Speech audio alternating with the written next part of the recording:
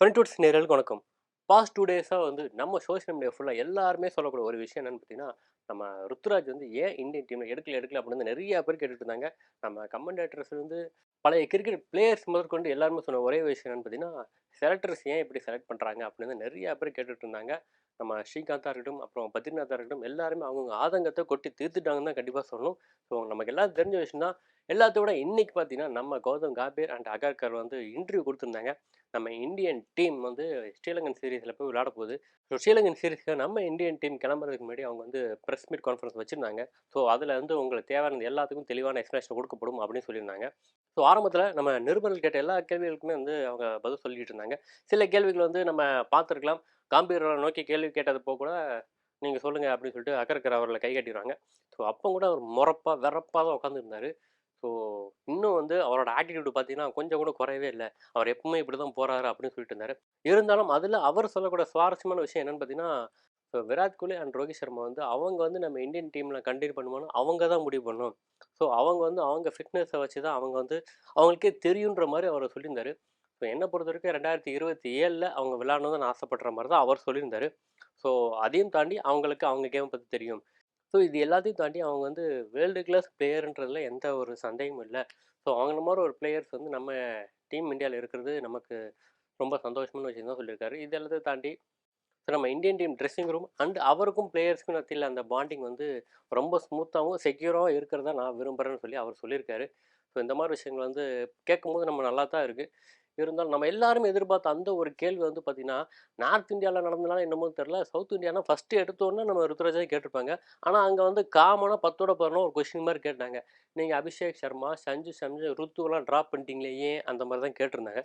அதற்கு வந்து அகர்கர் தெளிவா சொல்லியிருப்பாரு. ஸோ நான் ஆல்ரெடி சொன்ன விஷயங்கள் தான். ஸோ ஒரு 15 பேர் தான் செலக்ட் பண்ண முடியும்னா, யாராவது ஒருத்தர் டிராப் பண்ணி தான் ஆகணும். ஸோ அது வந்து தவிர்க்க முடியாத ஒரு சிச்சுவேஷன். நம்ம வேர்ல்டு கப்ல ரிங்கு சிங்க எப்படி தவிர்த்திருந்தோம்? அவருக்கு எல்லா தகுதியும் இருந்துச்சு. இருந்தாலும் அவரால வேர்ல்டு கப் ஸ்குவாட்ல வர முடியல. ஸோ அதே மாரி தான் இப்பவும் நடந்திருக்கு. ஸோ இது வந்து ஒரு பெரிய விஷயமே இல்ல. ஸோ இந்த மாரி ஒரு டீம பிக் பண்ணும்போது, நம்ம சில விஷயங்கள் வந்து ஏத்துக்கிட்டு தான் போகணுன்ற மாரி அவரு ஷார்ட் அண்ட் ஸ்வீட்டா முடிச்சுட்டாரு. அதற்கு அடுத்து நெறைய பேர் வந்து விராட் கோலிக்கும் உங்களுக்கான ரிலேஷன்ஷிப் பத்தி கேட்டிருந்தாங்க.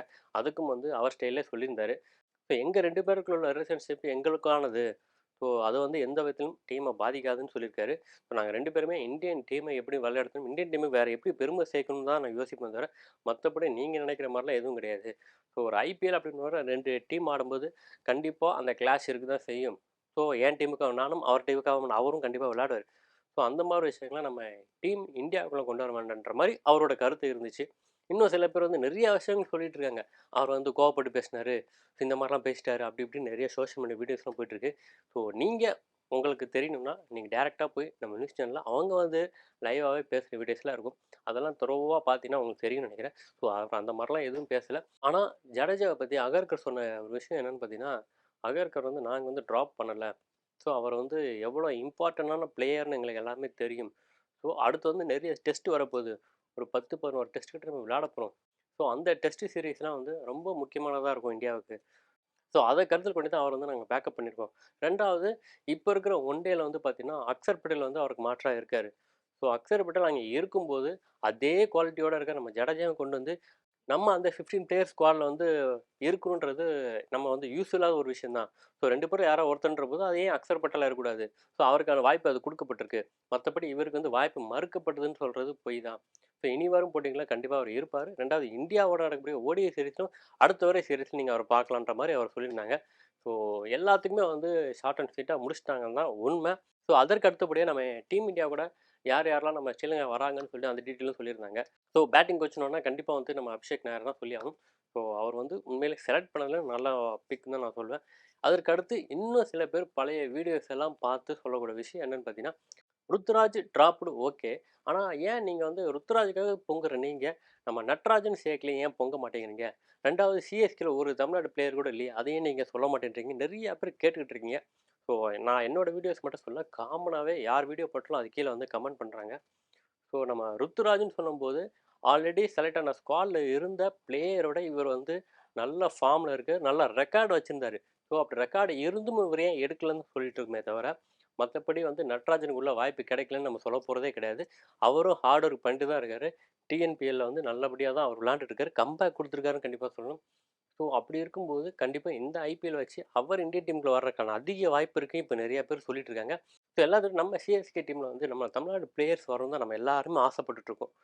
ரெண்டாவது நம்ம சிஎஸ்கேல வந்து ஆக்ஷன்ற வரப்போது எந்த பிளேயர்ஸ் பிக் பண்ணுறான்றதுல நம்ம தமிழ்நாடு பிளேயர்ஸ்லாம் வந்து பார்த்தீங்கன்னா மற்ற டீமில் வந்து ரொம்ப முன்னிலையில் இருக்காங்கன்றது தான் உண்மை.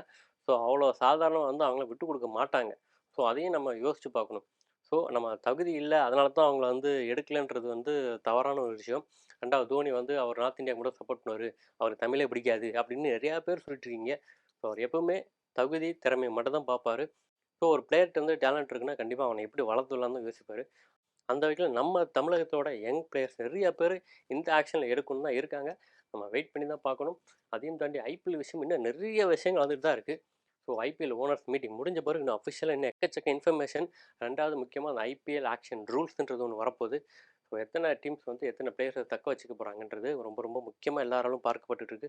ஸோ அந்த விஷயம்லாம் வந்தோன்னே மீண்டும் அடுத்த வீடியோவில் இதை விட தெளிவாக நம்ம ஐபிஎல் பற்றி பார்க்க போகிறோம். ஸோ அதுக்கு அடுத்தபடியாக இப்போ இன்னும் நிறைய பேர் சொல்லக்கூடிய விஷயம் என்ன பார்த்தீங்கன்னா, ரிஷப் பண்ட் சென்னை சூப்பருக்கு வர போகிறாரா, ரோஹித் சர்மா வந்து லக்னோ ஜெயிண்ட் போக போகிறாரா, ஸோ இந்த மாதிரி நிறைய விஷயங்கள் போயிட்டு தான் இருக்குது. ஸோ எதுவுமே அஃபிஷியலாக இன்னும் அனௌன்ஸ்மெண்ட் வரல. மேபி இப்படி போகிறதுக்கு வாய்ப்பு இருக்குது அப்படின்னு தான் நிறைய பேர் சொல்லிட்டு இருக்காங்க. ஸோ இது எல்லாத்தையும் தாண்டி இப்போ வந்து ஹேஷ்டேக்ல ட்ரெண்டிங்காக இருக்கிறது என்னென்னு பார்த்தீங்கன்னா, வி வாண்ட் ருத்து பேக்ன்ற விஷயங்கள் வந்து ரொம்ப ட்ரெண்டிங்காக போயிட்டுருக்குன்றாங்க. நம்ம நார்த்லேயுமே அது ட்ரெண்டிங்காக தான் போயிட்டுருக்கு. ஸோ நார்த்தில் கண்டிப்பாக இந்த கொஷினை ரொம்ப ஸ்ட்ராங்காக கேட்பாங்கன்னு நம்ம எதிர்பார்த்தோம்.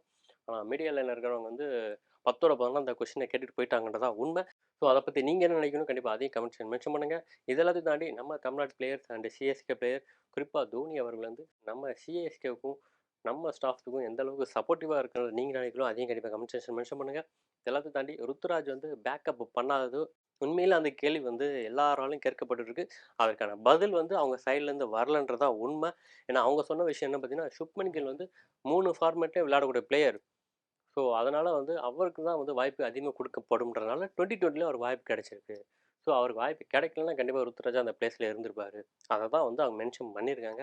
ஸோ அதற்கு அடுத்தபடியே ஹர்திக் பாண்டியா ஏன் கேப்டன் இல்லைன்னு சொல்லி அவங்க தெளிவாக மென்ஷன் பண்ணிட்டாங்க. ஆல்ரெடி நம்ம சொன்னது தான். ஃபிட்னஸ் இல்லை அந்த ஒரே ரீசன் மட்டும் தான் அவங்க சொல்லியிருந்தாங்க. ஸோ ஸ்கைன்னு வரும்போது கண்டிப்பாக வந்து 2 வருஷத்துக்கு எந்த ஒரு மேட்சையும் மிஸ் பண்ணாமல் அவர் விளையாடுவார். ஸோ அந்த ஒரு விஷயத்த மனசில் வச்சு தான் வந்து அவருக்கு வந்து கேப்டன்சியை கொடுத்துருக்கோன்ட்ருக்காங்க. ஸோ அதை வந்து யாருமே எதுவும் சொல்ல போகிறது கிடையாது. ஸோ அதற்கடுத்தபடியாக நம்ம மும்பை இந்தியன்ஸ் வந்து ரோஹித் சர்மா வந்து அஃபிஷியலாக வந்து விலகிட்டாரா அப்படின்றத இன்னும் நிறைய பேர் பேசிகிட்டு இருக்காங்க. ஸோ நான் சொன்ன மாதிரி ஐபிஎல் டாபிக் பற்றி தனியாக அடுத்த வீடியோவில் பார்ப்போம். நான் இப்போ சொன்ன விஷயங்களை வேறு ஏதாவது சந்தேகம் டவுட் இருந்தாலும் கண்டிப்பாக அதையும் கமெண்ட்ஸ் மென்ஷன் பண்ணுங்கள். ஸோ நம்ம இந்தியன் டீம் வந்து ஸ்ரீலங்கா புறப்பட்டாச்சு. ஸோ அங்கே போன பிறகு நம்ம ட்ரைனிங் செக்ஷன் எல்லாமே நடக்க ஆரம்பிக்கும். ஸோ காம்பீர் நம்ம இந்தியன் கிரிக்கெட் டீம் எப்படி செயல்படுன்றதை நீங்கள் நினைக்கிறீங்களோ அதையும் கண்டிப்பாக கமெண்ட் மென்ஷன் பண்ணுங்கள். என்னை பொறுத்த வரைக்கும் காம்பீர் சொன்ன மாதிரி தான் ஒரு நல்ல குட் சைடு உள்ள ஒரு டீமை தான் வந்து நான் கொண்டு போகிறேன்னு சொல்லியிருக்காரு. உண்மையிலே ஒரு நல்ல டீம் தான் கொண்டு போயிருக்காரு. அதில் எந்த சந்தேகமும் கிடையாது. என்ன ஒரே ஒரு விஷயம் நம்ம ருத்துராஜ் மட்டும்தான். ஸோ திரும்ப திரும்ப ஏன் ருத்துவுக்கு கேட்குறீங்க அப்படின்னா கண்டிப்பாக வந்து நீங்களே பார்த்துக்கலாம். ஸோ அவரோட ஆவரேஜ் இவரோட ஆவரேஜ் அவரோட ஸ்ட்ரைக்கர் எல்லாத்தையும் பார்த்தா அவங்க புரியும். ஸோ மற்றபடி நம்ம தமிழ்நாடு பிளேயர்ஸ் வந்து ஏன் இந்தியன் டீமில் எடுக்கல, ரெண்டாவது நம்ம சிஎஸ்கேல ஏன் வந்து தமிழ்நாடு பிளேயர்ஸ் இல்லைன்றதை பற்றி நம்ம வேறு இதில் நம்ம கண்டிப்பாக டீட்டெயிலாக பார்க்கலாம். ஸோ இதோட இந்த வீடியோ நான் முடிச்சுக்கிறேன். அடுத்த வீடியோவில் உங்களை சந்திக்கிறேன். அது உங்களிலிருந்து விடைபெறுவது சண்முகம்.